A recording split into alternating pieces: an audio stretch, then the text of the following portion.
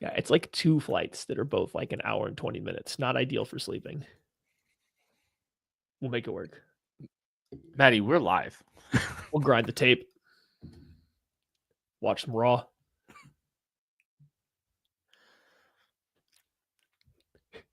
Middle seat. Thanks to everyone that is hanging out with us tonight during the national championship. What's up, guys? I mean, the game's already almost over. The Ohio State University will be crowned champions very soon here. It's very obvious. So this isn't the start of the show. This is an intro. First to congratulate them. But yeah, this is the start of the show, and the Chiefs are in the playoffs. Let's talk about it. Thanks for listening to KC Sports Network, proudly presented by Emprise Bank. If you're thinking about starting a business or know someone who is, check out Emprise Bank's SBA loans. It's always good to know your options, and they can be your partner in possible. Welcome into a live edition of the KC Laboratory, presented by Emprise Bank, member FDIC, our amazing partners in possible here at KC Sports Network. I'm Ken Swanson. I am here with Maddie Lane. Maddie, how we feeling on another playoff edition of the KC Laboratory? Buddy, let me tell you, I'm feeling great. I think for a lot of Chiefs fans, they kind of came like to life last week. You know, the end of the regular season for the Chiefs anymore, and we are very spoiled. I openly admit this, but like the last month of the season kind of draws out a little bit for the Chiefs because you know what's going on. You're just waiting for the playoffs to get here and see what happens. And I think the realization last week set in for a lot of people that like, oh no, it's time to go now. I tried to force it. I tried to fake it till I made it, but I didn't even feel alive for the divisional round. But I do now. I've already spent all day watching so much more film about an upcoming matchup for a team, the Bills, that I've watched play 9-10 times already this year. We've already looked at it's just like, the energy is there for this matchup that I definitely did not have for the Texans game. So it's just, the season's finally starting. We joked last week that it was here, but I don't know. It feels like it's just now starting. Yeah, can I be honest with everyone here? This is a safe space, and this is this is audio only. So like the tweets aren't going to be out there. I so badly this week wanted to tweet the season starts like today, but I couldn't. Like, I just felt like this is so disrespectful. This is so rude to just be like, the season starts now. But that's exactly how I feel. Like, it feels like now is finally like the juices are flowing for a game in a way that we haven't in a long time. And that's because we are spoiled, rotten Chiefs fans who have known nothing less than a Super Bowl for the last couple of years and know nothing less than an AFC Championship in the Patrick Mahomes era. Overtime of an AFC Championship game. It's just we are so beyond spoiled. And we are just, spoiled rotten. And it has just kind of ruined us all a little bit, right? And I don't regret it. I am entirely grateful for it, and I will never take it for granted. But it's just the emotions are starting to hit now. And it's always kind of felt like this is about the point where the emotions really start to hit. Because it just never, against the Houston Texans, I didn't really feel like this team's season was going to be ended by the Houston Texans. Like, there's always some nerves and all that kind of stuff. But the Chiefs kind of controlled that game for its entirety. And, it really never felt, in question. And they took care of business. So, it feels like the season is kind of upon us now.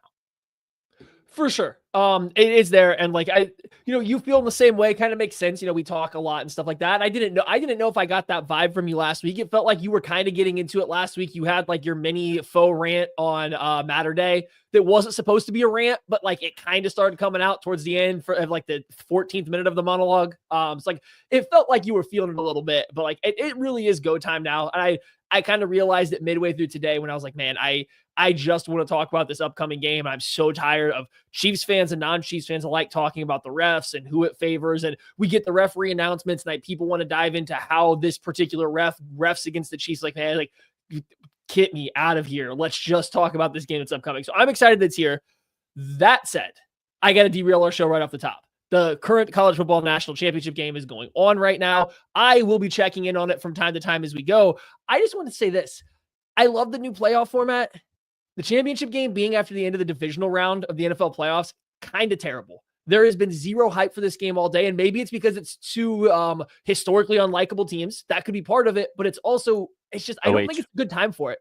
I really don't think it's a good time for this. They need to figure out how to move this back. If this national title game happened at the end of wild card weekend, great. At the end of the best weekend of NFL football, bad job by college football. Like, this game had no hype all day leading up to it. It felt like in the media. So yeah, I'm enjoying it. It's not the game. You're an Ohio State fan. You know, you like Ohio State and Kansas and the Chiefs. It's a theme here. Probably a Lakers fan too. And anyway, so what? Oh, come on. Anyway, what was I saying? There's no hype for the game though. The game's been fine. Like, the actual game has been fine. It's just the lead up to the game is just very mediocre because of how much people are focused on the NFL. So they got to figure that out going forward. Future Chiefs running back is on the field.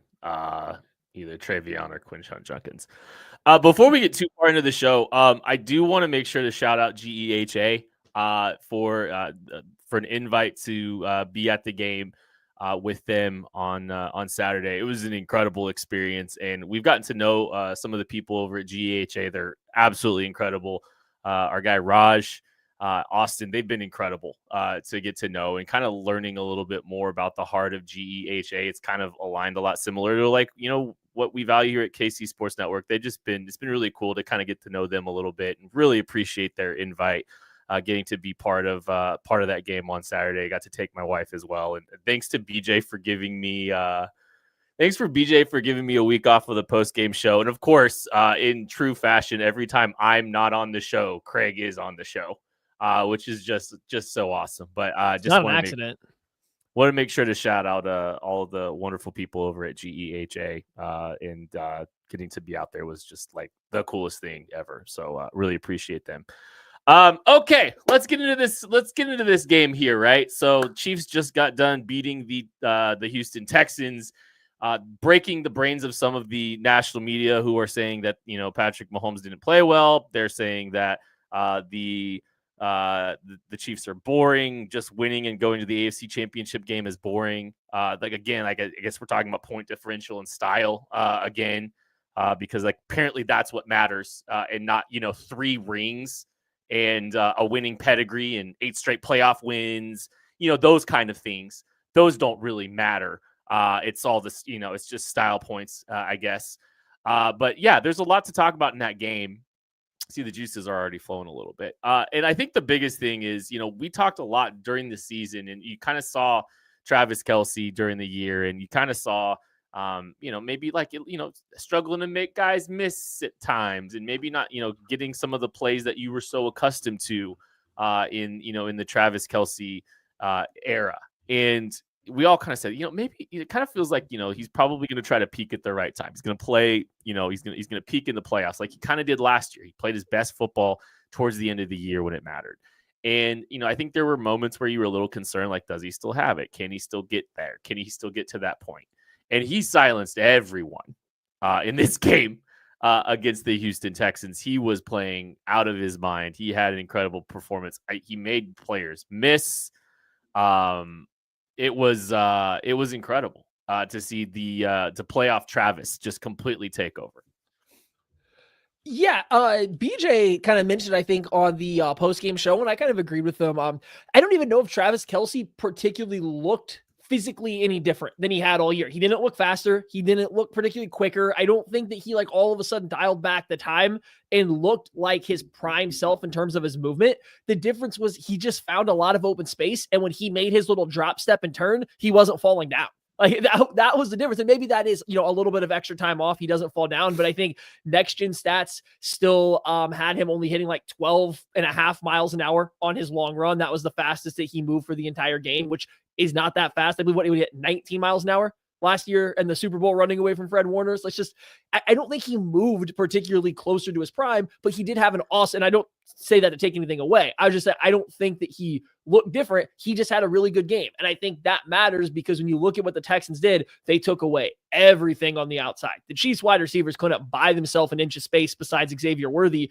to even attempt to catch a football. So it became the Travis Kelce show. And he was putting in the work on the safeties, the linebackers, the poor nickel corner for the Houston Texans. He was finding space open over and over again. He was creating some space first man coverage when he needed to. And it kind of became just, Old Reliable is going to be there in the middle of the field somewhere. When you're going up against this version of the Texans quarters coverage, that's where there's going to be space.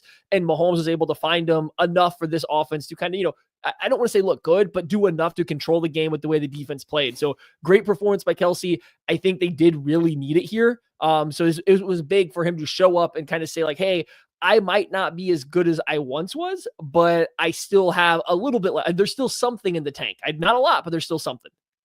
Yeah, he's definitely still got something, but he's making guys miss in the open field, which we really haven't seen all that much, and keeping guys off of him and able to extend that play. And I'm trying to think, I don't know if he's had a 49 yards. Has to be. Is that the longest play that he had the entire season?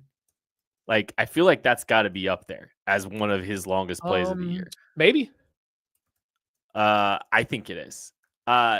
Yeah, I thought just watching him there, you saw him, he just showed up in the biggest moments and he caught 7 of his 8 targets. I think the only one he didn't catch, I think they were in stick, and he broke out, and Mahomes tried to, throw it to his outside shoulder, and someone closed the gap on and made the play on the ball. And I think that was the only play and the only target he didn't catch in that entire game. And everything else was it was leaving him wide open, but then him making some plays in the open field. And obviously him and Mahomes connect on the biggest play and one of the more iconic throws probably, is that the most iconic throw of Patrick Mahomes' season? Is that touchdown throw? Ooh.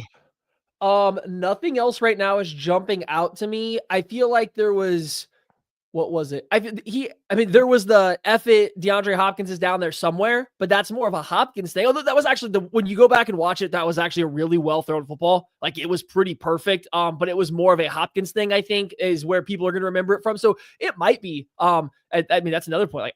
Mahomes has not had a lot of those this year. I'm not saying there's none, but there hasn't been a lot of, quote unquote, iconic Patrick Mahomes throws this year. Even last year, if you go watch a cut up of his best plays, there's quite a few really impressive plays that once you see them, you remember. I'm interested to see what this year looks like afterwards, because not a lot jump out to me when thinking about it. So that probably is. That's pretty good. Tucker comes in with here the flip to P. Ryan against the Steelers. Yeah, I think that counts. That would be in there. But yeah, this one might be the one. If I was gonna define, if I say this, a gold jacket throw, one of those throws that's gonna be on the highlight reels for the gold jackets. I think that might be that one, and the P. Ryan throw might be the only two from this season. So far. The only two we got some love for Watson against the Raiders. That was a good throw, but same thing. It's an impressive throw. I don't know if it's the same level as that one. Same thing with this one. We got 2 people who say the worthy throw. It's a good throw. It's just I don't think that hits. It's this is such a ridiculous standard. Well, it's speaking to what are the things that are going to wind up on Patrick Mahomes, gold jacket reel. I think those throws were incredible, and Patrick Mahomes has tremendous throws every single week. It's just the extra, the paranormal throws, almost just the creepy, amazing, can't believe that's real throws. I think, that's one. I think it's funny though. Hey, look, it's the last 2 times Patrick Mahomes been on the field that we're talking about some of these plays. We're talking about the flip to P. Ryan. We're talking about this throw just now to Travis Kelce. It's almost like he's peaking at the right time. And I think, hey, look, we want to talk the rest of the game. Hey, I'm just trying to transition here a little cleanly here, unless you have more on Travis Kelce. Well, I want to go back to Travis Kelce because it looks like we're talking about players peaking at the right time next. I want to go the other way. Somebody not peak, somebody valleying. The entire wide receiver room, not named Xavier Worthy, really did not have a good game. And I understand that Kamari Lassiter, Derek Stingley is probably the best cornerback duo that was left in the playoffs. They are very good football players. But I mean, you're professionals. We gotta get a little bit more open than we did. I know Hollywood Brown was kind of missed on the early like out and up or the wheel route out of the slot.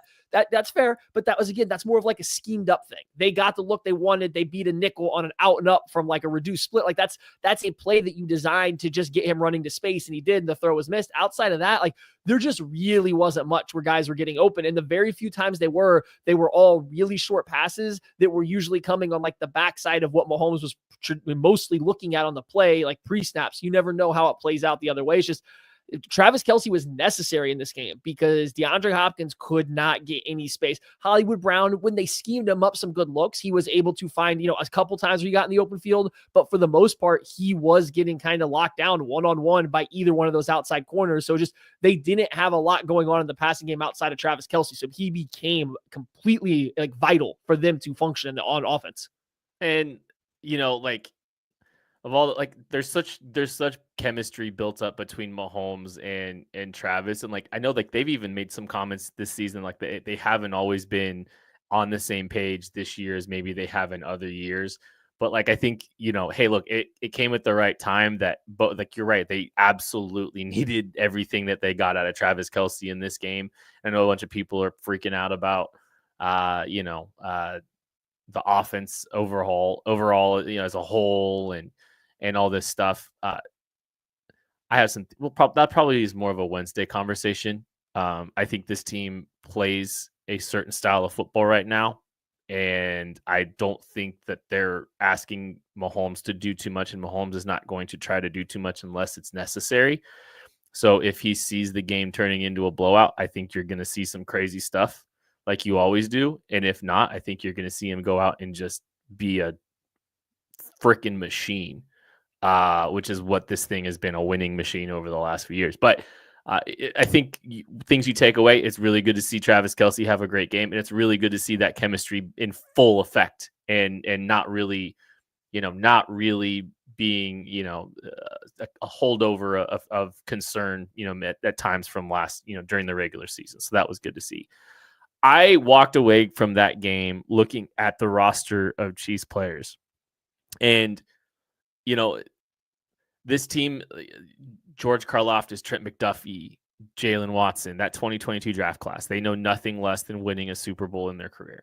And, a lot of these young guys, they've just been forged within this just existence of, winning Super Bowls, and just that's what they know. I thought it was quite interesting to see how many of these players on the Chiefs seem to be peaking at the right time and playing their best football in this game. We talk about the Travis Kelce. You look, there's so many guys up and down this roster where I think you can go, I think that was their best game of the year. And it just seems like this team, like a lot of these players are really just starting to hit their stride at the right time. I think there's just so many players here. Like starting one of them, George Karlaftis, 3-sack game, comes up big and just winning off the edge and making plays and finishing sacks. And like, there's been some concern, there's been some concern about like who's going to step up in the pass rush. Well, here comes George Karlaftis and comes out and has a great game. It's him. It's so many other people, Maddie.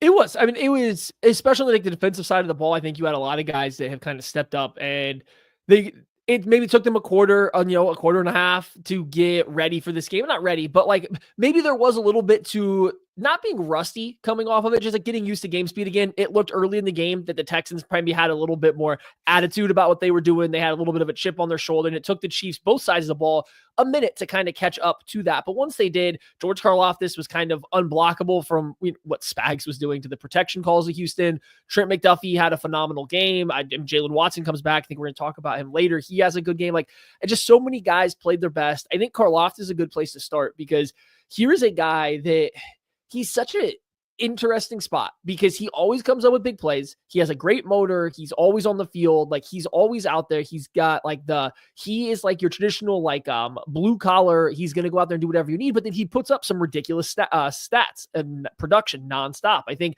he's already kind of closing in pretty close to Frank Clark in the Chiefs, the franchise all time playoff sacks. And then getting his way towards what I think it's number 3 in playoff sacks all time. Is like he's working his way there just as his third year in the NFL.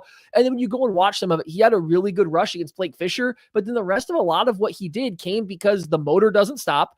And because Spags got him one-on-one with Dalton Schultz numerous times while Houston was going with the silent count. So Schultz was having to watch the ball and thus be laid off the ball as well. So I don't say that to take away from Karlaftis. It's just Spags was doing a perfect job getting him in the right position. And the thing with George is anytime he's put in the right position, anytime he is put in a spot to excel, he does excel. Maybe he doesn't always go above and beyond and dominate a game in that aspect, but if you can get him in a position to where he's supposed to win, he's going to win. He has like that level of talent and athleticism that you're not stopping him with a bad tackle who's late. You're not stopping him with a tight end. You're not going to leave him unblocked. Like if you let him take over the game, he will. And when you have Chris Jones and when you have Steve Spagnuolo pulling all the strings, they can put him in those positions a lot. And so if he can keep that level of play up when teams are paying so much attention to everything else, that's a big deal for the Kansas City Chiefs. And we got that last year in the playoff run in spurts. This year, it looks like it's starting to kick back up too. Yeah. And I don't know. Like, I think he's just one of those guys, like we just got done saying, it's like he has been forged in this playoff existence the last couple of years. And it was just crazy to see him elevate himself to a level that we hadn't entirely seen in this season. And not to say that he, was, pacing himself necessarily, but more just he has an understanding of what's required during this time of year. And he looked like he was ready to, play at the right time. I look at, do you know how many snaps Felix and Udike Uzomah played in this game? Do you know? He played 6. He played some of his best football in these 6 snaps that we saw out of Felix and Udike Uzomah. Like he definitely had his most impactful game and with those 6 snaps. I don't know best. I mean, 6 snaps is hard to have your best, but he had his most impactful game because out of six plays, I vividly remember him making 3 plays. Like that's a pretty good hit rate right there. That's an insane hit rate. It's just like looking at that guy and it's crazy. I go down like Trent McDuffie, I think played out of his mind. And I was at the game. I watched his shoulder looked out, walking and sprinting off the field, just like it was dangling down there. And he comes back and he gets back on the field and plays just like an incredible performance. 1 catch for 24 yards. And I think they're classifying it as like a nearest defender. I mean, I think it was like some kind of sideline comeback route where he was right there with like a underneath defender too, right on Nico Collins. Like I feel like that's like the only catch that Nico Collins had on Trent McDuffie, and it was like late in the game if I'm remembering correctly too. I don't know if that's the one they're classifying it as, but like that's the only one I can remember. There might have been 2. I think there was 2, and they were both kind of the same thing. It was a little bit later in the play. I think one was like a seam route that was like underthrown, so Nico came back to it, but McDuffie was right on him, and maybe he didn't get charged with that one because he gave up 2 catches to Nico out of like all those snaps, and then the comeback along the sideline where Collins made a great catch. McDuffie got hurt on that first little like screenplay or like short pass where he had to nick the tackle with the shoulder. I guess it was just a stinger because he came right back in and ended up making a play very quickly thereafter, where the arms were moving just fine. And then you watch the rest of the game. And I mean, he was just absolutely outstanding. Not only was he on Nico Collins, the majority of the game, he was making it hard on him.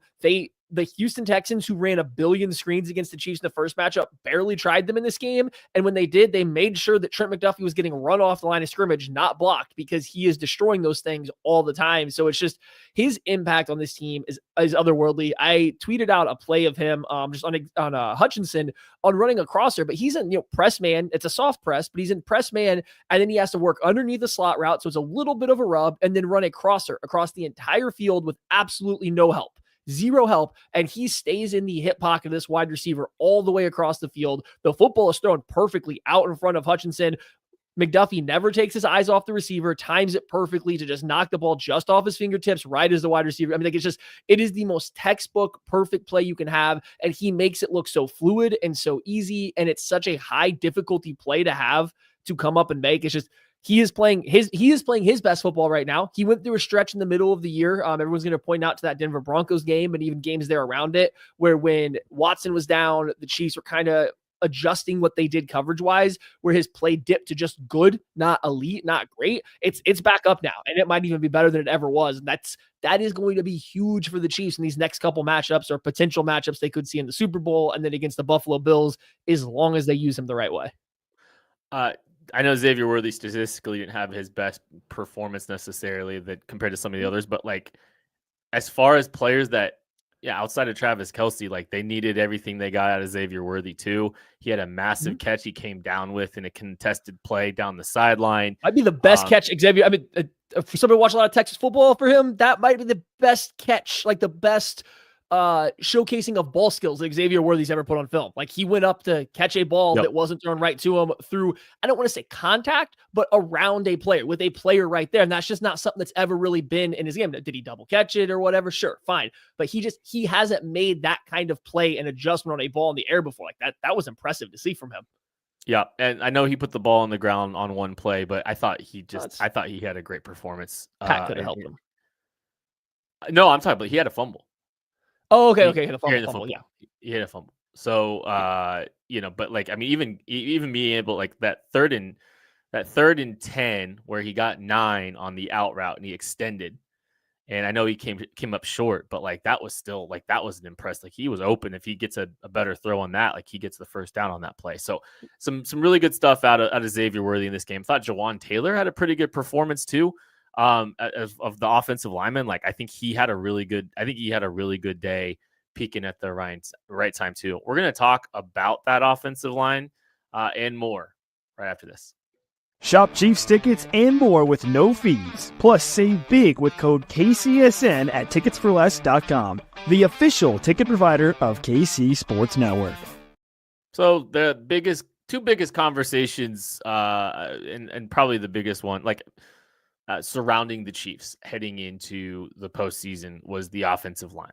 What are they going to do? Who are they going to be playing on that offensive line? We got the answer after the last time we've talked, Maddie. After the Wednesday show, we find out that the Chiefs are rolling with Joe Thuney and Mike Caliendo on the left side of their offensive line, going with the 4 interior offensive linemen on their O-line. And, let's talk about it.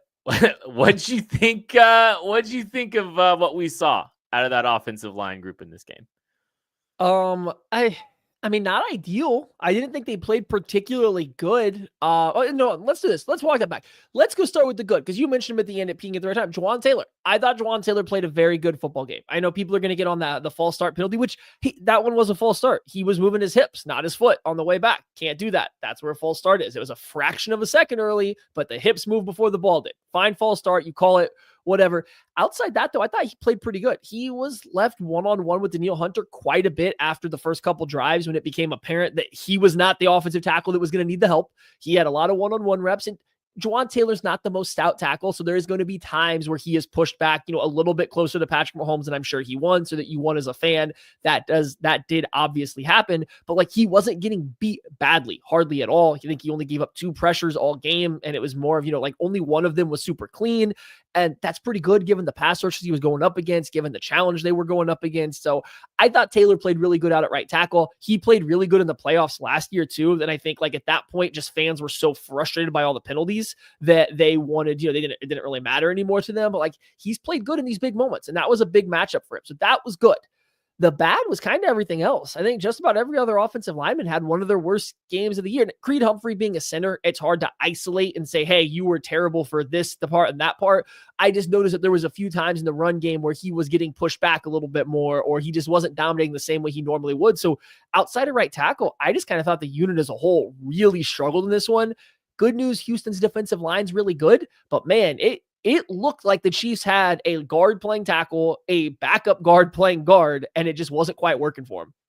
Yeah, and I don't know if they were super predictable because they were going to be trying to tilt more help as much as they possibly could with Creed over that to that side, and maybe that put Trey in some more vulnerable positions where he was going to have to be in more one-on-one situations just because the Chiefs were going to try to give that side help. But I think especially Thuney early, like he was really weathering the storm. Over there on the left side. That's a good pass rush he was having to try to line up against. And, he was getting walked back into the pocket a lot during that game. And, it was obvious. It was very apparent. Like he was having his struggles over there, trying to hang out with the bull rush. I think it got better as the game went on for him. I think he looked better as that thing kind of went on, but overall, like, I think the good news is that probably is the best pass rush the Chiefs will face in the AFC side of the playoffs. I think you can make a case that the Eagles have a better have a capable pass rush of wrecking that game. I mean, mostly it's Jalen Carter. But okay, can I ask you a question now then real quick? I mean, sure. How do I phrase this? Yes, that was the best defensive ends the Chiefs are going to see in the best overall pass rush. Every other team's best defensive lineman, the best pass rusher, is an interior player. Are we sure that the decision is who should play left tackle versus who should play left guard when the next three, they're like your next opponent, their best players, Ed Oliver, like probably their most disruptive interior or defensive lineman's Ed Oliver, interior guy. Whoever you play in the Super Bowl is going to have either Jalen Carter or, I mean, he's hurt a little bit, but Jonathan Allen and Daron Payne, both interior guys. Should the decision not maybe be who is the best guard for those guys rather than who is the best tackle for the defensive ends that are around? Be a fun curveball to throw at the Buffalo Bills this week. I'll tell you that much. I mean, it may not. It's not a bad thought, Maddie. I do wonder if they just value the continuity. Like, it's also really tough to just throw that group back into the mix that really hasn't played together. Yeah. It's a good Wednesday conversation, is what I think it is. But I mean, it is. Yeah, I got a lot to unpack, so I wanted to put it on a Monday show. Andy Reid after the game explained his decision by saying that it was the continuity of the team, the guys that were there, and the complexity of the opponents that you see in the playoffs. And I kind of take that as, okay, there is a Joe Thuney and Mike Caliendo are used to playing with each other, so that matters. I also think it was like, hey, the Houston Texans run a lot of games, twists, stunts. They do blitz a little bit. If you're going to go ahead and go up against a team like that, maybe it would be better to keep the unit that has played more time together. I think that's fair. I wonder if you go up against a team like the Bills or the Eagles or the Commanders, who maybe don't do quite as much stunting and twists in games, if it wouldn't make maybe a teeny bit more sense to go ahead and switch that back up. I'm not saying they do. It's just hearing Andy's rationale behind it, put it in the back of my mind that, I wonder if it's like, hey, Thuney and Caliendo get us through this game because we're ready for what the Texans do going forward. I wonder if we do go after what we talked about last week, a little bit better ceiling. And it's probably a good, the performance you got from the left tackle and left guard is probably a good jumping off point to have that conversation, because it's not like Thuney or Caliendo were good as pass protectors or run blockers in that game. So, and hey, look, I mean, this is, it's a chance to throw him a curveball. I don't, it's pretty bold to just take a guy who's played he's played 34 snaps in the last 2 months. I mean, that's a little tricky. I will say that here's a quote from Andy Reid. Charles Goldman had it, and there's also a little something else interesting here. Chiefs head coach Andy Reid had some high praise for the Texans defensive line, also saying of Kansas City's offensive line, I thought our guys held up well. We did some good things in the run game and our play pass game. All around, it was good considering who we were playing against. And then Mitchell Schwartz quoted it with, in Andy Reid ease, that's no bueno. So, you talk about like, hey, like Andy's always positive about his guys. He's always, he's never going to throw anybody under the bus. He's never going to have anything really negative to say. Mitchell Schwartz, a guy that played for Andy Reid for a long time, saying that's him saying it's not good. So like, I think it's worth.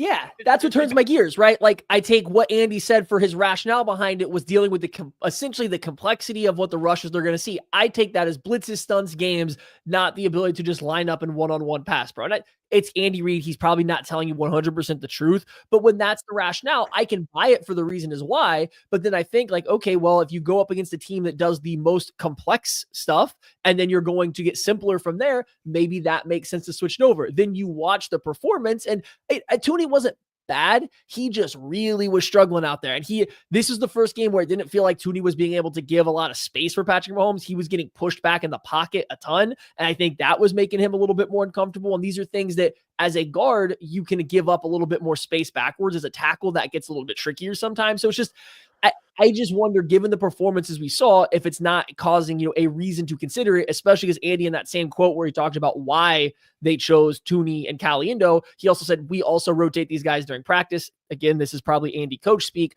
but if DJ Humphries is getting reps during practice, if Joe Tooney's repping out guard in practice, I just wonder if it's on the table just after what we saw. So it's not like what we saw was great. The pass protection wasn't good. Mahomes was pressured 47% of the time. Kareem Hunt was the only running back that really had success. Pacheco, I know, hit the one draw play, but it's not like the blocking was great for these running backs either. It still took some really good footwork and vision from Kareem Hunt to find some of these cuts and stuff that he had to make. So I could see an avenue now. You got to see that again. I could see an avenue where you think, I wonder what the other side looks like. I doubt they do. I just wonder if it's possible. And all the logic still exists where, hey, look, if things don't look good early for DJ Humphries, you still have the break glass in case of emergency on the backside of that play. So it's worth thinking about, because you're right. I don't think the offensive line was particularly good. I think Mahomes navigated it well. I think a lot of the offensive struggles did tie to that. I mean, I know some guys weren't getting open too. So the worry was, does the leash run out, or does the freshness of the look run out because quick game gets taken away, quick passing game gets taken away. Like, what does it look like? Well, I think that kind of learned that a little bit. Like, I think they were having a hard time moving the ball, finding consistency within the passing game, within the offense in general. And like, Mahomes had to go and create at times, and thank God for Travis Kelce. So like, there's a lot to unpack there. I do think that the quality of the defensive line that the Chiefs just saw this week is much better than what they're going to see against the Buffalo Bills. But they've got to be able to be competent enough to take advantage of it. And hopefully they have stuff sorted out the way that they want it, and the way that gives them the best chance to win in the AFC Championship game. Moving on to the other side of the football, boy, howdy. Is it fun to have Steve Spagnuolo be your defensive coordinator? Great defensive performance from this team. They had them ready. They did a tremendous job outside of that one drive, to start the second half was big for the Texans. But outside of that, I thought Steve Spagnuolo and his defense were just tremendous the entirety of the day. Yeah, I think the Texans made some plays. The Texans made them work for it. And like I said, to start the game, I felt not that the Chiefs came out, again, not rusty. It's just they looked like they came out and they were getting used to the intensity that I think the Texans were playing with on both sides of the ball. And I also think that first drive after halftime, it kind of was another situation where the Texans came out and kind of put everything into that first couple drives, and that's what it was. That's where I think you saw the struggles. But in between settling in, I thought Spags had, a fantastic game plan.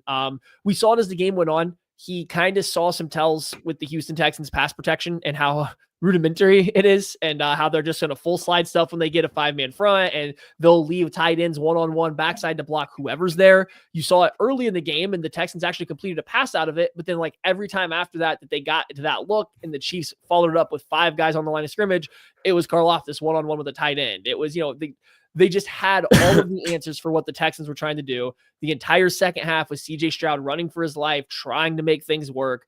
Anytime that it wasn't Trent McDuffie on Nico Collins, and even sometimes when it was, they were getting that bracket coverage that Spags is known to throw out there at star wide receivers. And like, I think that was putting a wrinkle in there, because then they had to rely on, Hutchinson and Mechie and these guys that just, aren't all over the place. They seem to haven't been with them a lot and played an important role, have to win, and it just wasn't working. So yeah, I think Spags had I don't know if this was like an A+ Spags game. This might be more like A-, B+, because I think it took him a while to figure out how to really shut down a struggling offense. But some of the changes and some of the things he did see mid-game and what he started to get into in the second half, were phenomenal, and they kind of made it impossible for the Texans to run an offense. It was kind of refreshing. Like, I think the funniest point of the season, like, I don't know if there was quote unquote restraint, but like, they got bullied 15 plays, 82 yards, 10-minute drive to start the third quarter. Vibes weren't great. Chiefs come back and just put together, their best drive of the day, after that.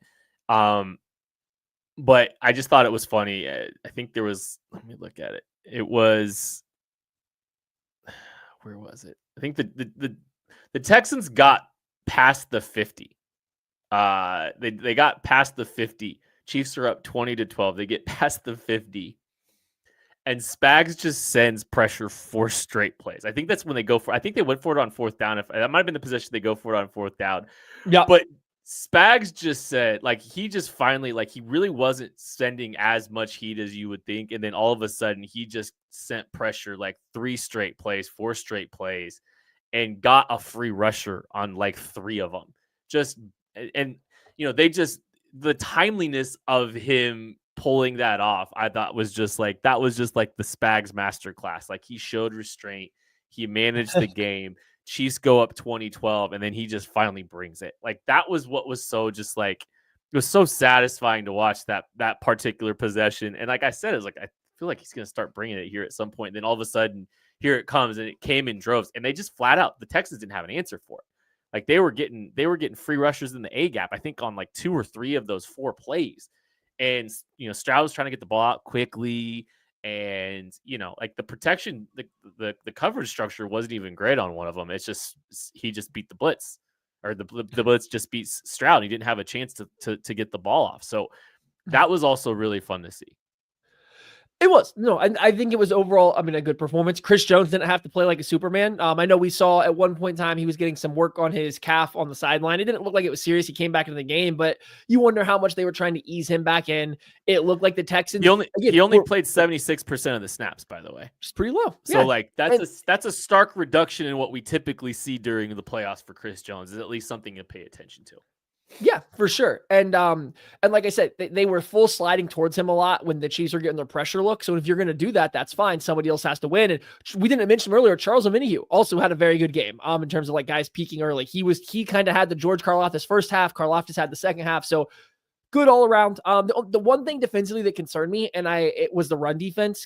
Just because the Texans have a pretty poor run game, like it's not good, and they had a just under 50% success rate on the ground. Not ideal versus a Chiefs defense that had been really stout versus the run for the first 3/4 of the season and kind of started to falter a little bit down the stretch. This wasn't a great sign going into what it looks like the Bills and then the Eagles, if they play them, would be in the Super Bowl, but we'll see how they fix it up. I wonder if some of that is also because Nico Collins gets that bracket coverage a lot. They throw 2 guys at him a lot. And the only way the Texans were probably going to beat you were CJ Stroud and Nico Collins going off. So if you're like going down the list, the items are stop Nico, then stop Stroud, then the run game. So maybe getting a higher importance on that, they get back to a better run game. We will see. But like that 50% success rate on the ground for a Houston Texans rush team that was second to last all season and run success rate was a little alarming given how they looked, the past couple weeks at the end.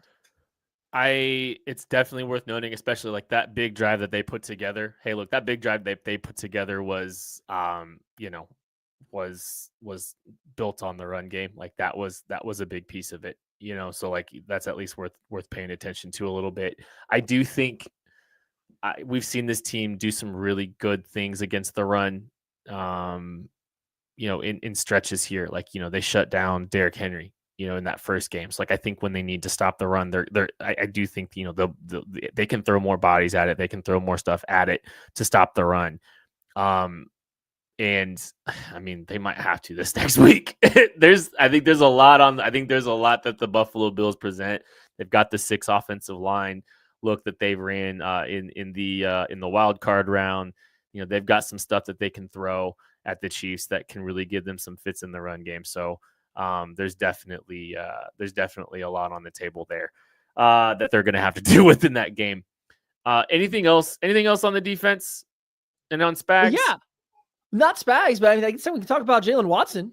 Look, we can in a second, and I do want to one other quick caveat here, and because of Jalen Watson's return, right? So like That's great that he's back.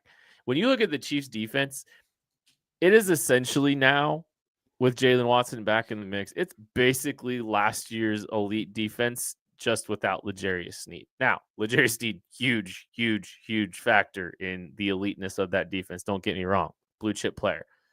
However, it is nice to know that they have so much of that defense back, basically all of it. And they got Trishawn Wharton, they got Jaden Hicks in the mix, and they got Najee Johnson in the mix. But no, I just like it. They got a lot on that defense back. They've got a lot on that championship defense back. I feel good about this team heading into this next game just because I know that they have so much continuity. They have so much of that team. And, they're going to have a Charles Omenihu, hopefully for the entirety of this game coming up in the AFC Championship, which they didn't get the luxury of this time last year. So I'm really excited to see what Spags has, going against the Buffalo Bills and Josh Allen the second time around. Jalen Watson. Oh, do you have more, or can I move on? I was agreeing with you. Okay, good. Jalen Watson returned. He played. I'm looking at this. He played 59%. Double checking. He played 59% of the snaps in this game. Did not start. They rolled with Najee Johnson early. They finally got to Jalen Watson. It felt like he played a large chunk of the game after that. Maddie, what were your thoughts on the first sample size of Jalen Watson since his injury? I thought he generally looked pretty good. He had a couple times where he was challenged. He looked like he was moving well. He looked just like the same Jalen Watson that he had all year. They didn't challenge him in the run game. The Texans didn't really make him go up and hit somebody. And not that it's an ankle injury, right? It's not that I'm worried about him coming up and being able to make a tackle or anything. It's just you would have thought that guy that had not played for months, they would want to come up and stop a screen play or do something like that. They didn't really do it, so that we haven't really seen him have to come in and make a hit or anything yet, just to see if there's any rust or, I don't want to say timidness, but like that first contact feels different when it's been this much time off. So we'll just have to see how that goes versus the Bills. I have a feeling they will make him do that. But in coverage, he looked good. And when Jalen Watson comes back and he can play like even 85% as good as he was to start the year, that's a huge bonus for this team. He gives them another guy that can play on the outside that you don't have to help to. The Chiefs still threw a lot of brackets. When Watson was on Nico Collins, he got a bracket almost every single time. It was only a handful, but he did get help, and that's fine. But you don't have to offer him help versus other guys. You don't have to offer him help versus other studs or good receivers, and that allows you to move Trent McDuffie around. Trent didn't move around in this game because Nico Collins didn't go into the slot. There was no reason to move McDuffie in there. We'll see what happens against the Bills, who have, their best receiving option is a slot wide receiver. So we'll see if that changes things. But just having Watson back and healthy enough to play over half the snaps, that tells me that the Chiefs at least will have to make the decision or have the ability to get Trent McDuffie to move around more. And like I've kind of always stayed here, as long as you don't have Najee Johnson and Shamari Connor on the field at the same time, I feel fine about this Chiefs defense. It's when you have to play those two together. And Josh Williams can also be put in that bucket as well, really. When you have to play two of those three guys together, that's where you get into trouble. Not having to do that is so big for this defense, from their calls to their execution to their matchup. So this is, one of the biggest players returning from injury that the Chiefs could have, that any team could have going into the playoffs. I think, and now that this show's over and we're going to be kind of switching on to Wednesday to the post-game show, I don't know if much of anything in this game that we just saw against the Houston Texans gives me pause. I know, the offensive line looked rough. I know we haven't talked on this show about Hollywood Brown and DeAndre Hopkins going for a goose egg in this game, or no receiver showing up in this game. There's definitely some things that were not good about this particular game that we just saw against the Houston Texans. I'm having a hard time getting too concerned about anything, though, just because, and this is more blind faith belief expectations of this team with real championship DNA. All these guys playing at the right time just gives me this belief that they are going to be peaking at the right time. They're going to be playing their best football at the right time. How often do the biggest concerns for this team really come back to bite them when it's the big moments? Not very many. All that to say, the biggest thing I think I took away from this game, and the biggest thing that could happen to the Kansas City Chiefs in this game, was that Jalen Watson was able to play 60% of the snaps and play well. I thought he played pretty well. I don't think it was I think he did a very good job in this game. And yes, he definitely got help in certain situations, but I thought he looked like he was moving well. I think he looked a lot like you said it perfectly. He looked a lot like the guy that we saw in the middle of the season, back when this defense was statistically one of the best in football. Getting him back and getting him healthy and getting him back into the mix and getting his feet wet and getting the rust off. I actually think it's the case for this entire team, if I'm being honest.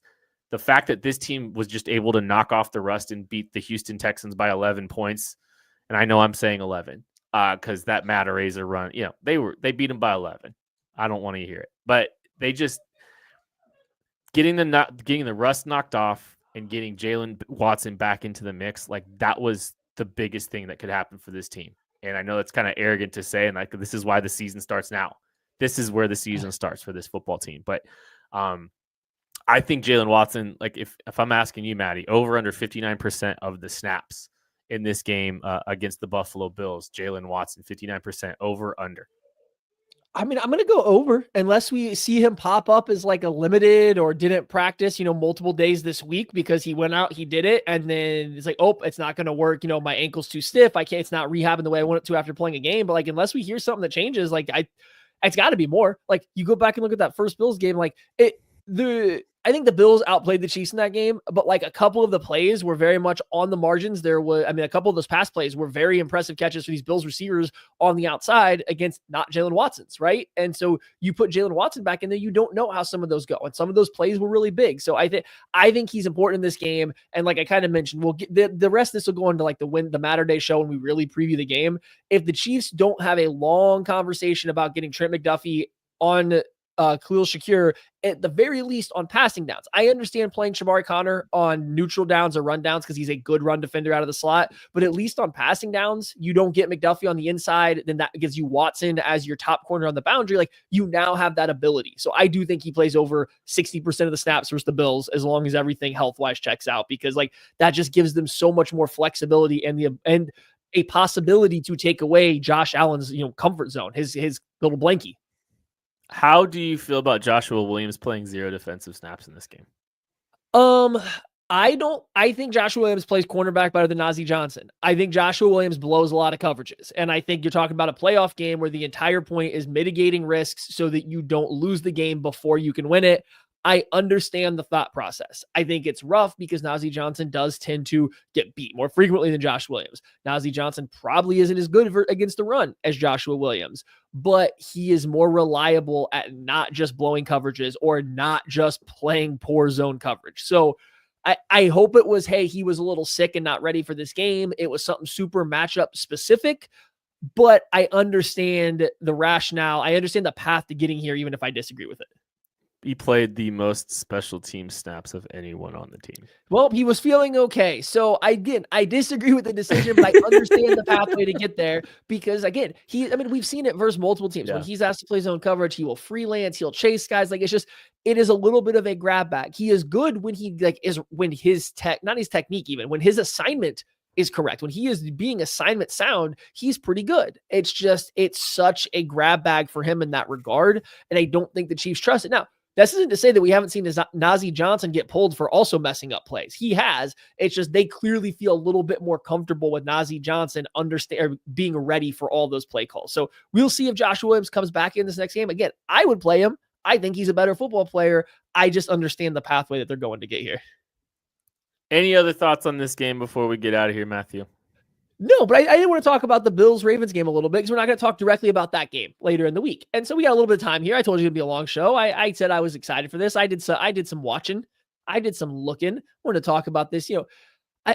The Bills and the Ravens game, I thought it was interesting. The Bills came out and ran the ball a lot. And I don't think that was the surprising part. It's just, it clearly caught the Ravens off guard a little bit, how physical the Buffalo Bills were going to be. So like they came out and kind of punched the Ravens in the mouth in that first half. They ran downhill. They ran Josh Allen. They ran all the running backs, and the Bills have a wide array of running stuff they do, but it looked like they really put the Ravens on their heels for the first half of that game. And then defensively, it was a lot of man coverage. It was a lot of blitzing. They were aggressive on both sides of the ball. And I do think that caught the Ravens off guard. The Ravens, that's not how the Bills usually play the Ravens. They play a little bit more reactive, a little bit more trying to contain everything. And offensively, they're going to spread them out. They're going to use their athletes. They're going to use Josh Allen's legs, but in space, not in condensed areas.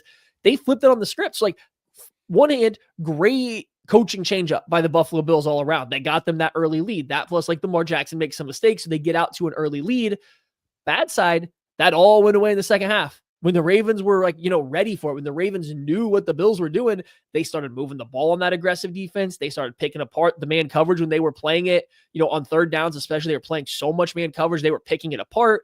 Offensive or on the defensive side, they started stopping that run game. That run game went from high success rate to low success rate in the second half because they just said, okay, fine. You're not going to push the ball. We're just going to go ahead and not load the box, but we're going to roll guys into the box, get more bodies. It's just, I thought it was interesting how that game played out as two different halves and how the Ravens I wonder if the Bills have another changeup or if this is just kind of who they are now. And like, that's great that the Chiefs got to see it if that's the case. I think you can go look. I mean, how many times did the Bills use 6 offensive linemen in that game against the Ravens? Yeah. Not very much. I don't think I really saw them using it as much as they did in the divisional round. So some, but not near as much. Yeah. I think, I think that curveball, like that's something that the Bills might just find, that they can just bludgeon the Chiefs to death, or they're going to try. 13 snaps though. That's still quite a bit. That's true. It's still a lot. I think what's interesting to me is the lack of, we're talking about like lack of playmaking from the Chiefs side of it. Boy, howdy, man. I think, I don't know if there's an explosive element to the Bills passing game right now. Ty Johnson, their running back. Yeah. So that's something like, I don't know how much success like the Bills have been able to find down the field. And I don't know who's really going to be the guy that's going to be able to do that. So like, I think it's gonna be interesting to see how the Chiefs line this up, because like I think the two best players of the skill players for the Bills are Josh Allen and James Cook, and so like they didn't really get much in the passing game going, and like they didn't need to either. But like, that's not a very explosive passing group right there. No, it's not. It was just interesting to me how the Ravens, I don't want to say weren't ready for it. It's just, I don't think the Ravens were ready to get pushed around. But like everybody leading up to that game was talking about how the Ravens are the burly team going to push around the smaller Bills, at least like the Ravens offense. But I think it even carried over to the Bills offense, and the Bills were the more physical team. They were more physically dominant to start the game. It didn't seem like the Ravens were quite ready for that. Because then when you get into the second half, both sides of the ball, the Ravens offensively, actually, they did some other stuff.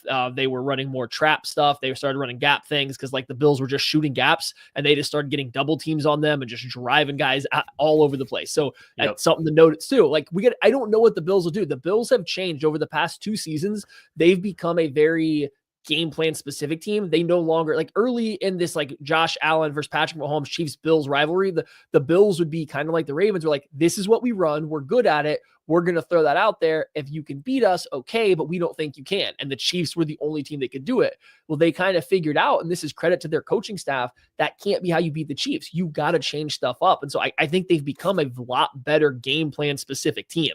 And I just wonder, what are you going to get? Like, is there a changeup, or did they have to show their hand at what their quote unquote changeup's going to be because the Ravens are another good team? Like, that's going to be fascinating to me for this matchup.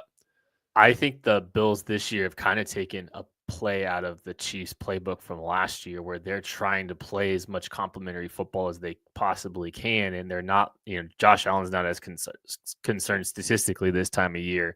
I'm not saying that he is necessarily, but just like, he threw the ball 22 times for 122 yards in this game. And I don't think he cares one bit. He used him on the ground a little bit more too. Like, I think he had, 10 carries in this game. Right. But there was a lot in the first half.